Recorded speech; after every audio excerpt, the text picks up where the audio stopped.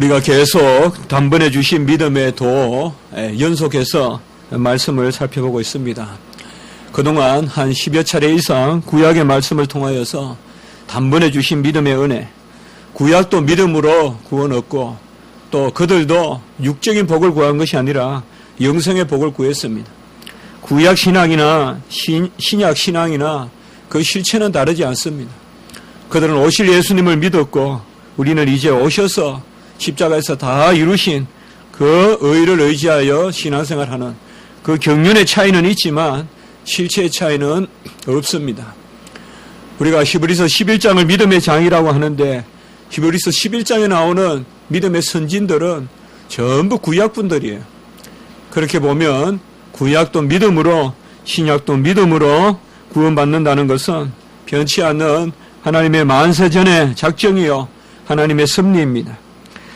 믿음은 동일하되 다만 그 은혜와 역사의 경륜이 다양한 것입니다. 믿음은 사람의 얼굴 모양만큼이나 다양합니다. 본질적으로 하나지만은 다양하게 옵니다. 다양하게 믿게 되고 어떤 사람은 구울에서 어떤 사람은 산중에서 어떤 사람은 저자에서 여러 모양으로 믿음을 갖게 됩니다. 본질은 하나지만은 다양한 믿음의 그런 영접이 있고 또 믿음의 역사가 다양한 것입니다. 신약시대의 믿음은 특별히 이 땅에 오신 예수님을 믿는 것이요. 이것이 바로 제자들의 믿음이고 이제 그를 영으로 영접하는 이것이 바로 신약시대의 은혜의 시대의 우리의 신앙입니다. 오순절 역사 이후로 주님께서는 이제 우리 안에 친히 들어오셔서 그리스도의 영으로 주의 영으로 우리 안에 들어오셨습니다. 그러므로 이제 우리는 내 안에 주님을 믿는 것입니다. 어떻게 보면 내 바깥에 주님은 나와 인식의 관계가 없어요. 주님이 내 바깥에 계실 때 우린 주님을 몰라요. 주님이 내 안에 들어오는 순간 주님을 알아요. 그렇게 보면 주를 믿는다라는 말은 이미 내 안에 주를 믿는 거예요. 내 밖에 주를 믿는다 그 말은 불가능한 이야기예요. 주님을 믿는 순간 주를 영접하고 내 안에 모시기 때문에 우리는 주님을 믿는다 하면 내 속에 계신 이제는 내가 사는 것이 아니요 내 안에 그리스도가 사신다고 했으니 내 안에 그리스도를 믿는 거예요. 믿음은 영적으로 내 안에 있는 주님을 바라고 의지하고 주님께 나가는 것입니다. 영원하신 하나님의 아들이 영광의 광채요 본체의 형상이다. 히브리서 1장 3절에 말했습니다. 하늘의 영광의 빛이요. 우리가 얼마나 하늘의 영광을 바랍니까? 하나님께 영광 올리기 원하죠. 성도들은 다 원하죠. 얼마나 하나님께 빛으로 나아가기를 원해요. 좀 부족하고 연약하고 간혹 못난 것 있지만은 그래도 우리는 근본적으로 하나님의 영광을 보기를 원하잖아요. 그 영광이 오셨어요. 영광의 광채예요. 그분이 바로 예수님이시요. 그리고 본체의 형상이라고 했어요. 하나님을 알기를 원하잖아요. 주님 어떻게 생겼어요? 주님 어때요? 폭이 어때요? 넓이가 어때요? 시간의 길이가 어때요? 하나님 묻잖아요. 그것을 바로 뭐예요? 그 본체의 형상이 오셨다. 그분이 바로 이 땅에 오신 하나님, 바로 예수 그리스도 영원한 말씀 로고스 성자 하나님께서 이 땅에 오신 것입니다. 영원하신 하나님의 말씀, 그 말씀이 이 땅에 오신 것을 사도 요한은 빛으로 그렇게 기록하고 있습니다. 성자 하나님이 이 땅에 빛으로 오셨습니다. 이 빛은 세상의 빛이 아닙니다.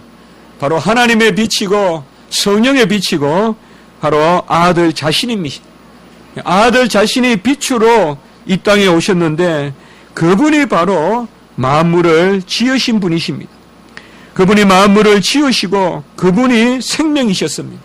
이 땅에 오신 빛이신 아들은 바로 생명이십니다.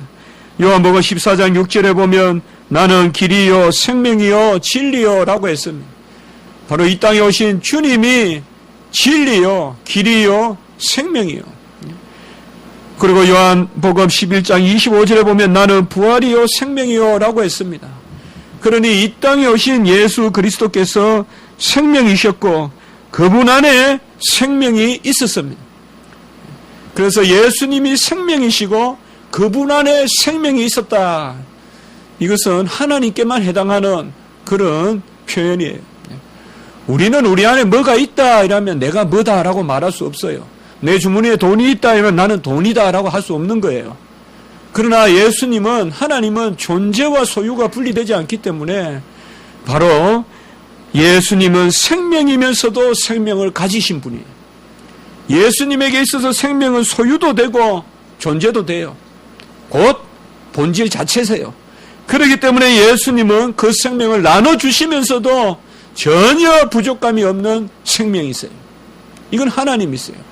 하나님은 아무리 많은 사람을 사랑해도, 내 친구를 더 사랑해도 나를 덜 사랑하지 않아요. 세상의 사랑은 시기와 질투의 대상이에요. 왜요? 주는 사람이 한정되어 있기 때문에. 아버지는 베푸는 사랑이, 육신의 아버지는 한정되어 있기 때문에 자녀들이 서로 요셉의 형제과 같이 싸우지만은, 하나님의 사랑은 존재면서 소유시기 때문에 아무리 우리에게 주셔도 고갈됨이 없고, 그래서 우리는 하나님의 사랑을 시기하고 질투할 필요가 없어요. 요한복음 1장 4절에 보면 그 안에 생명이 있었으니라고 이렇게 말씀하십니다. 예수님은 생명이시고 그 안에 생명이 있어서 생명을 가지셔서 그 생명을 우리에게 주시는데, 역시나 요한일서 4장에 보면 요한복음 1장 4절 후반부에 보면 이 생명은 사람들의 빛이다라고 이렇게 말씀하고 있습니다.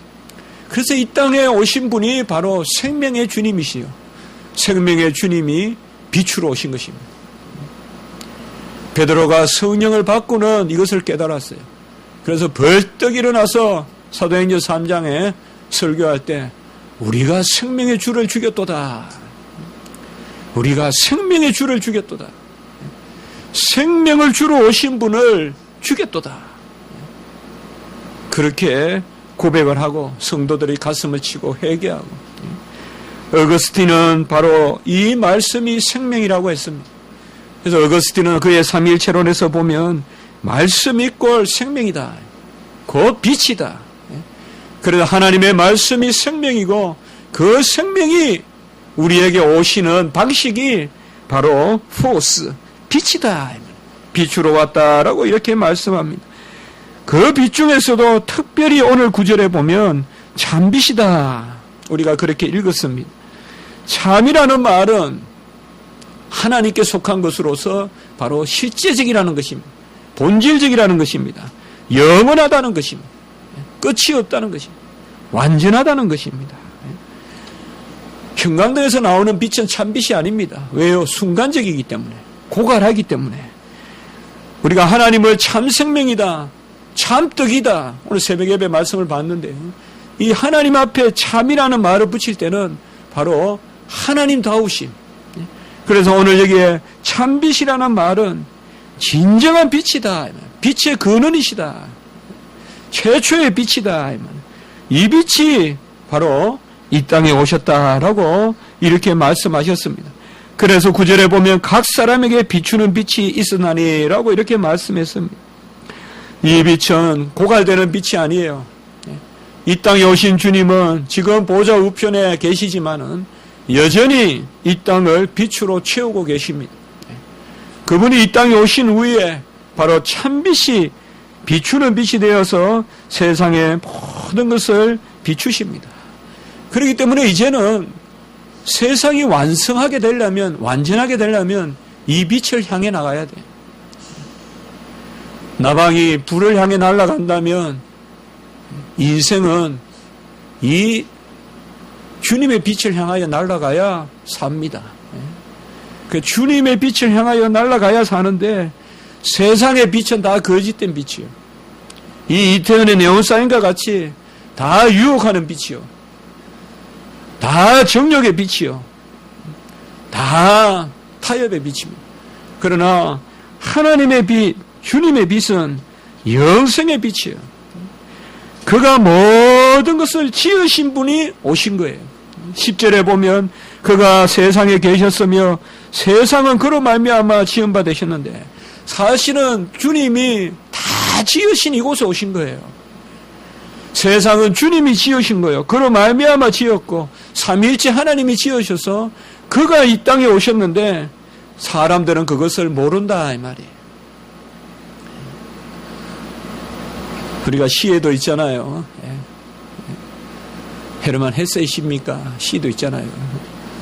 내가 선물을 주었는데 그 선물이 망가지기도 전에 선물 준 사람의 이름을 까먹는다. 어떻게 보면 우리 그렇죠. 내 안에 뭐 좋은 게 있는데 누가 줬는지 모르죠. 우리 아이들도 아빠가 엄마가 언제 생일 선물로 사줬는데 오래 기억하지 않죠. 그 물건이 망가지기 전에 벌써 준 사람을 까먹어 버리죠. 이 세상을 다 지으시고 나무도 지으시고 강도 지으시고 우리 인생을 지으신 분이 이 땅에 오셨어요. 특별히요. 누굴 만나려고? 인생을 만나려고 오셨는데 그 인생이 그를 알지 못하더라. 바로 우리를 지으신 분을 우리가 모르는 가장 배은망덕한 것을 바로 여기에서 말씀하고 있습니다. 그래서 주님은 빛으로 이 땅에 오셨는데 그분이 우리를 지은 것을 모른다. 왜 모를까요? 알 수도 없고 알면 안 되니까 모르는 거예요. 모르고 싶어서 모르는 게 아닙니다. 알 수가 없습니다. 왜요? 이 땅의 모든 것은 죄로 말미암아 타락해서 어둠에 속하기 때문에 어둠은 빛 앞에 나가지 못하잖아요. 어둠은 빛 앞에 나가면 소멸해 버리잖아요. 그러니까 우리가요, 타락한 인류는 주님을 영접할 수 없습니다. 영접 안 하는 게 아니라 못 합니다. 왜요? 영접하려 들면 내 존재가 소멸해 버리기 때문에. 얼음이 열을 받아들일 수 있겠어요? 얼음은 열 앞에 가면 녹아버리잖아요. 얼음이란 존재가 없어버리잖아요. 어둠도 마찬가지입니다. 이 어둠은 빛 앞에 나갈 수 없습니다. 그렇기 때문에 10절에 보면 세상이 그를 알지 못하였고, 이것을 어떤 주석학자들은 마치 세상이 자기가 자의대로 알지 못하는, 이렇게 생각할 수 있지만 이것은 그게 아니라 세상은 알 수 없습니다. 제가 아까 말씀을 드렸죠. 주님을 내 안에 영접하든지 안 하면 모르든지 둘 중에 하나지, 알면서 영접 안 한다는 말은 없다 이 말이에요. 이 말은 불가능한 말이에요. 우리가 주님을 아는데 영접 안 했다, 이거는 모순이에요. 우리가 안다 그러면 벌써 영접했기 때문에 아는 거거든요. 그렇기 때문에 이 빛이 왔어도 사람들은 이것을 영접할 수가 없어요. 이 끌어안을 수가 없다 이 말이에요. 이 영접한다는 말은 취한다는 말이에요. 혹은 같이 동행한다는 말이에요. 헬라어로 보면 람바누라 그러는데 취한다. 또 파라남바누라 말도 씁니다. 동행하면서 취하다. 같이 취하다. 이 상당히 친근한 단어입니다. 그래서 영접할 수가 없어요. 우리는 영접하는 것이 하나님의 은혜예요. 어둠은 스스로 빛을 영접할 수 없어요. 근데 우리가 어둠인데 그러면 빛을 영접하면 내 존재가 없어져요. 근데 하나님은 우리가 거듭나기 전의 존재도 우리의 존재로 인정하세요. 우리가 20살 때 거듭나도 못해서부터 거듭나는 거로 인정해 주세요. 잘 아셔야 돼요. 20살 때 거듭나고 30살 때 거듭났다고 해서 그때부터 영생이 아니에요. 30살 때 주님을 영접해도 못해서부터 작정해서 우리의, 그러니까 구원은 생명의 단위예요. 우리가 늦게 주님을 영접해도 한 달란트를 주시는 거예요. 한 데나리온을 주시는 거예요. 그 데나리온이 바로 영생이에요. 늦게 갔다고 3분의 1 영생이 아니라 늦게 와도 하나의 영생을 주세요. 이건 뭐예요? 우리의 존재를 소멸시키지 않는 거예요. 여기에 참 큰 하나님의 은혜가 있어요. 우리가 하나님을 안 믿을 때에, 하나님을 영접하지 못했을 때, 우리 가운데는 모태 신앙도 있지만 또 늦게 영접하는 그런 신앙도 있잖아요. 그러나 하나님은 모태에서부터 우리를 작정해서 조성하신 거예요. 다만 늦게 믿었을 뿐이에요. 그러나 주님의 작정은 이게 뭐예요? 바로 우리가 죄악 중에 거해도 그런 모난 허물 있는 우리의 존재도 소멸시키지 않아요. 너 20살까지는 네 존재 없는 거로 하고 21살부터 아니다 이 말이에요. 그럼 여기에서 뭐예요? 존재를 그냥 두시면서 예수님을 영접하는 것. 이 길을 우리가 찾아야 되잖아요. 문병호가 문병호로 남아있으면서 새롭게 예수님을 영접하는 것. 이것이 바로 거듭남입니다. 거듭남이에요. 새로 모태에 들어가서 니고데모와 같이 다시 엄마 뱃속에 가서 나는 게 거듭나는 것이 아니라 나는 이미 났습니다만 육신으로 그 이미 난 내가 하나님 앞에 다시금 태어나는 거예요. 이게 바로 거듭나는 것입니다. 어두움이 어찌 빛 앞에서 어두움이라는 존재를 소멸하지 않으면서 빛으로 거듭날 수 있을까요? 이것이 바로 유일한 길을 하나님께서 주셨는데 그것이 바로 믿음입니다. 믿음이에요. 믿음은 자질로 하나님 앞에 나가는 것이 아니기 때문에 자질로 하나님 앞에 나가면 다 녹아버려요. 내 존재로 내 자질로 하나님 앞에 나가면 다 녹아버려요. 믿음은 내 자질을 부인하고 나는 아무것도 아니라고 부인하면서 하나님을 인정하면서 나가기 때문에 바로 오직 믿음으로만 내 존재가 살아있으면서 하나님의 아들을 영접하는 것입니다. 믿음이 아니고서는 이런 길을 얻을 수가 없어요. 우리가 아주 극단적인 그런 한계 상황이 있을 수 있어요. 막 기차는 달려가는데 앞에서는 또 다른 꺾여있는 철로가 있을 수 있어요. 아무도 이것을 막을 수가 없어요. 철로를 연결해야 되든지 기차의 속도를 줄여야 되는데 이 두 가지를 다 할 수 없는 이런 것이 바로 인생의 한계 상황이에요. 빨리 철로를 연결시키면 철로가 가겠지만 철도 기차가 달리겠지만 그것도 안 되고 나는 기차 안에 싣고 있어요. 몸에. 기차 안에 있는 사람은 기차를 멈추게 할 수 없어요. 스스로 그 기차에 타고 있는 사람은 멈추게 할 수 없어요. 절대 기차 안에 있는 사람은 더 기차를 멈추려고 움직이면 가속도만 더 붙지 더 간성대로 움직이지 절대 못 움직여요. 기차 안에 있는 사람은 기차를 제어하지 못해요. 이것이 바로 한계 상황이에요. 우리는 절대 우리의 어두움을 물리칠 수 없어요. 이때 한 가지예요.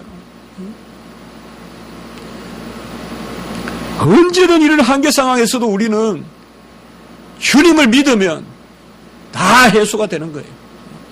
믿음밖에 없어요. 믿을 때 이런 한계 상황을 다 뛰어넘는 거예요. 믿음이 없는 것은 바로 내 자질로 나가는 것이요 이성으로 나가는 거기 때문에 그런 믿음이 없는 사람들은 절대 한계 상황을 뛰어넘을 수 없어요. 우리가 자질로 될 것 같습니까? 안 됩니다. 좀 지금 힘든 것 같아도 하나님의 말씀이 나에게 역사하지 않고 요셉에게 야곱에게는 역사했어도 나에게 설마 지금 이 순간에 이런 상황에서 21세기 상황에서 역사할까? 그렇게 생각하지 마십시오. 하나님의 말씀은 정확하게 나에게 역사합니다. 나에게 연단이 있으면 영화가 있습니다. 나를 낮추신 하나님이 다시 나를 높여주십니다. 오직 믿음으로 영접하는 것입니다. 오늘 12절의 말씀을 보십시오. 영접하는 자, 곧 그 이름을 믿는 자들, 동격입니다. 영접하는 것은 가슴을 벌려서 포옹하는 것이 아닙니다. 그렇게 나가면 망해버려요. 하나님을 우리가 가슴이 넓으니까 맞이합니까? 그렇게 하다가는 우리가 녹아버려요. 영접한다는 것은 곧 그 이름을 믿는 것입니다. 아멘. 영접한다는 것은 주님의 이름을 믿는 거예요. 잘 믿으면 영접하는 거예요. 주여 나에게 오시옵소서, 주여 나와 더불어 먹고 마시옵소서, 이렇게 우리가 기도를 하잖아요. 영접은 뭐냐 이 말이에요. 믿는 거예요. 믿음은 주님을 영접하는 것이에요. 주님을 믿는 길은 영접밖에 없어요. 믿는 길이 영접하는 길이에요. 요한복음 11장 26절에 보면 무릇 살아서 나를 믿는 자는 영원히 죽지 아니하리니 이것을 내가 믿느냐라고 이렇게 말하고 있습니다. 믿는 자에게는 하나님께서 바로 영접하는 그런 은혜로 우리를 받으시는 거예요. 그리고 하나님의 자녀가 되는 권세를 주신다. 12절에 하나님의 자녀가 되는 권세를 주십니다. 영접이라고 하니까 그러면 우리가 하느냐? 세상에서 영접이라는 건 얼마나 힘들어요, 여러분들. 벌써 영접이란 단어가 어렵잖아요. 평소에 친한 사람이야 조금 허술하게도 영접하지만 모처럼 부모님이 오신다거나 시골서 이러면 그냥 막 하들짝 다 청소하고 그렇게 하지 않습니까? 대통령이 나타난다면 그 밑에 직원들이야 공무원들이야 뭐 뭔지라도 하나 있겠어요. 그 영접이죠. 영접이라는 것은 내 편에서 준비하여서 맞이하는 것이죠. 그러나 하나님을 우리가 어떻게 영접하겠습니까? 하나님을 영접하는 것은 사실은 내 편에서 안 됩니다. 엄밀하게 말하면요, 영접이라는 것은 내가 끌어안는 거예요. 어떻게 보면 내가 끌어안는 건데 하나님을 우리가 어떻게 안습니까? 하나님은 우리보다 훨씬 큰 존재잖아요. 우리는 허물과 있고 죄가 있는데 어떻게 하나님을 영접합니까? 그분은 완전하신 분이고 정결하신 분. 나에게는 흠이 있고 내가 오물이 있는데 어떻게 하얀 옷을 입은 사람을 내가 흙탕물을 튀긴 채로 영접할 수 있겠어요? 사실은 영접은 우리가 하는 것이 아닙니다. 우리는 폭으로도 영접할 수 없고 정결함으로도 영접할 수 없습니다. 영접은 바로 하나님이 우리를 영접하시는 것입니다. 13절에 보면 혈통으로나 육정으로나 사람의 뜻으로 나지 아니하고, 그러면 12절에 영접하는 자가 믿는 것이 영접하는 건데, 그래서 하나님의 자녀가 되는데, 하나님의 자녀가 되는 유일한 길은 믿음밖에 없는데, 이게 영접하는 길인데 이것이 혈통으로나 육정으로나 그러나 사람의 뜻으로 되지 아니하고 전적인 은혜로 되었다 이 말입니다. 언약의 은혜로 되었다 이 말입니다. 무조건적 선택으로 되었다 이 말이에요. 오직 하나님이 기뻐하심으로 되었다 이 말이에요. 내 쪽에 공로가 없다 이 말입니다. 우리에게 무슨 공로가 있습니까? 내가 연구해서 믿었습니까? 내가 열심히 오르락 내리락 해서 믿었습니까? 하나님이 나를 어느 날 덜 크다 그냥 자기 품에 안으셨잖아요. 그것을 영접한다라고 이야기합니다.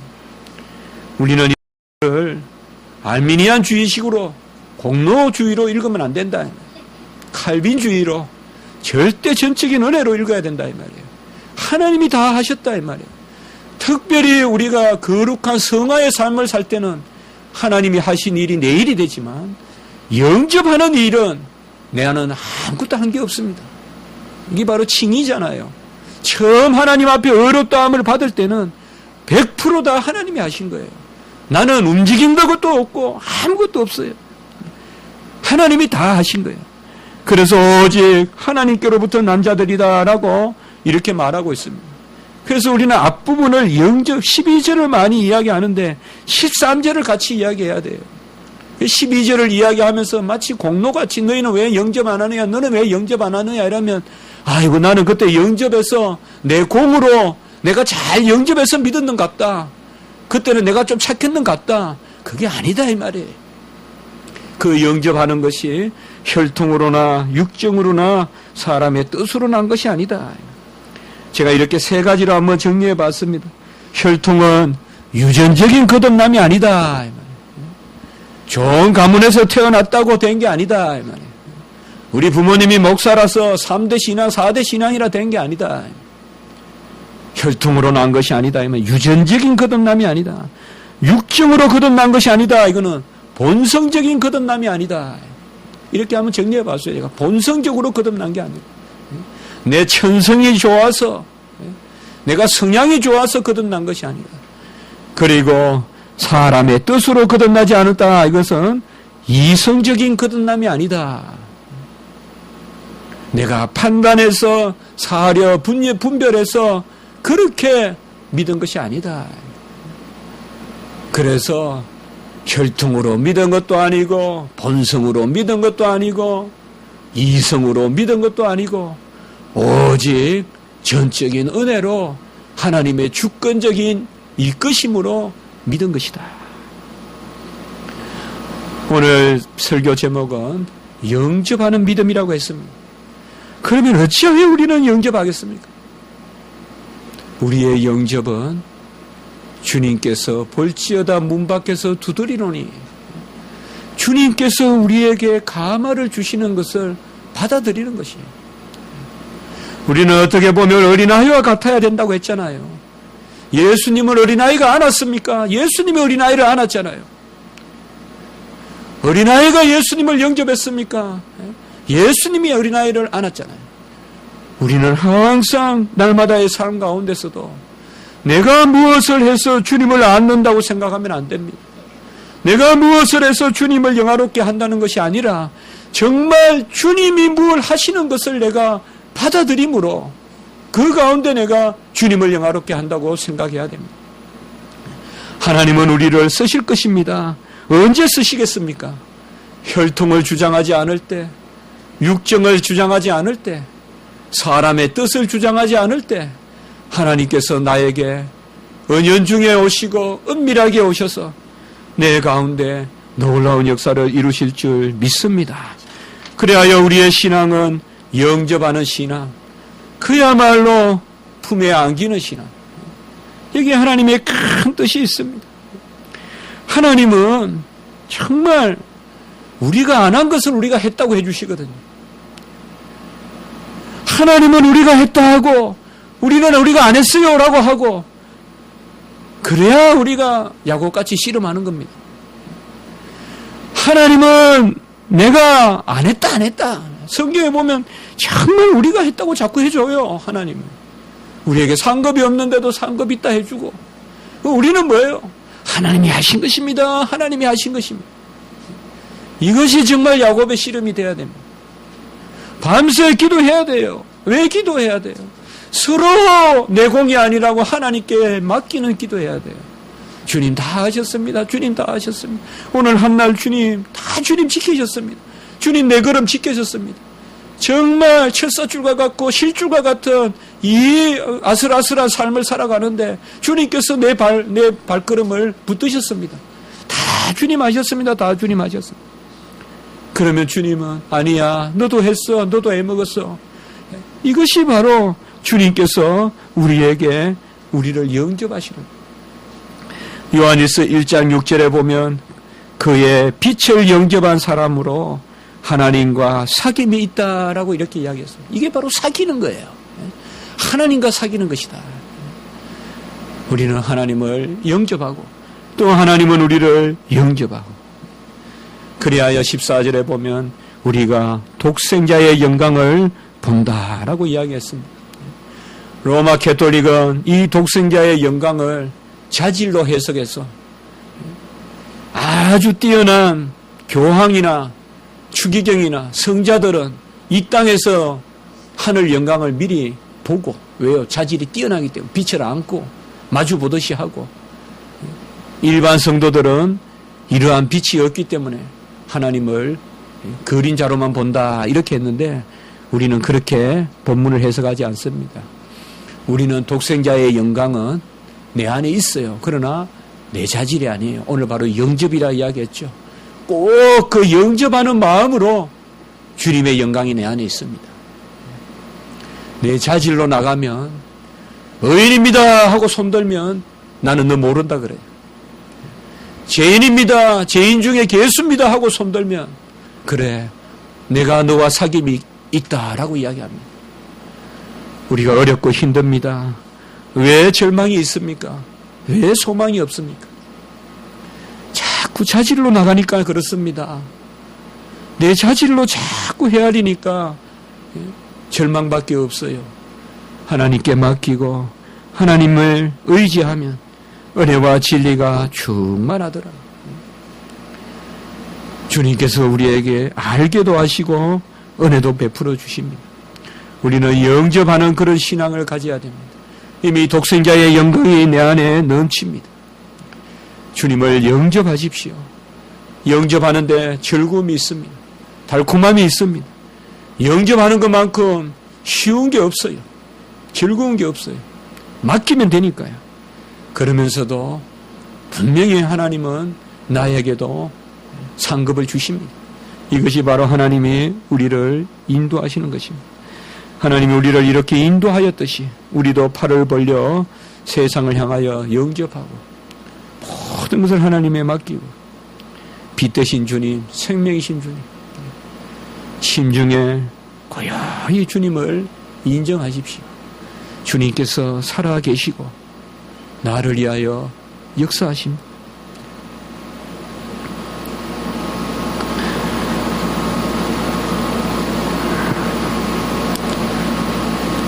저는 어젯밤에 기도를 했거든요.